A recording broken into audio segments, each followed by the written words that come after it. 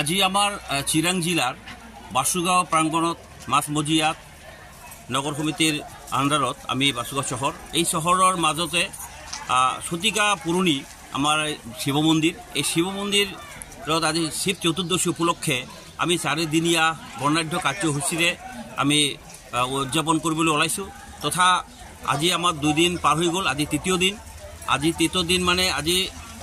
শিৱ চতুৰ্দশী যেটো ৰাত্ৰিবোৰে পূৰণ কৰা হয় পূজা কৰা হয় হেতু আমি আৰম্ভ কৰি দিছোঁ ইতিমধ্যে বিভিন্ন ধৰণৰ জায়গাৰ পৰা বিভিন্ন গাঁও অঞ্চল বা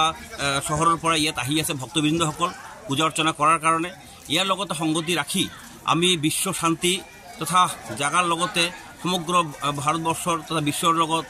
শান্তি বজাই ৰখাৰ কাৰণে আমি বিশ্ব যজ্ঞৰ একটা আয়োজন কৰিছোঁ 11খন যজ্ঞ এই যজ্ঞত পূজা অৰ্চনা কৰাৰ কাৰণে পণ্ডিতসকল তথা আমাৰ নগাঁৱৰ পৰা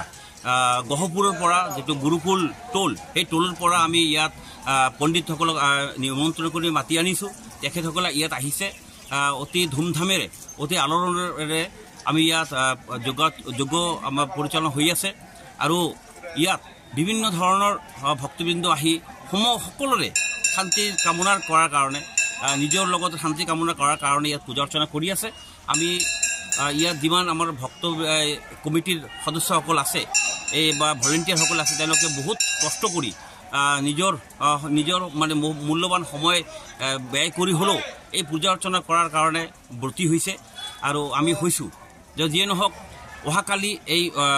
অনুষ্ঠানৰ যৱনিকা ঘটিব কালি আমি পূজা অৰ্চনা শেষ কৰাৰ পিছত মহাপ্ৰসাদৰ আয়োজন কৰিছোঁ এই মহাপ্ৰসাদ গ্ৰহণ কৰাৰ কাৰণে আপোনালোকৰ যোগেৰে আমি বাসুগাঁৱৰ লগতে এই অঞ্চলৰ চাৰিওফালে ভক্তবৃন্দক আহ্বান জনাইছোঁ যে তেওঁলোকে যাতে আহি ইয়াত মহাপ্ৰসাদ গ্ৰহণ কৰে আৰু প্ৰভুৰ আশীৰ্বাদ লৈ যায় এইখিনিয়ে ধন্যবাদ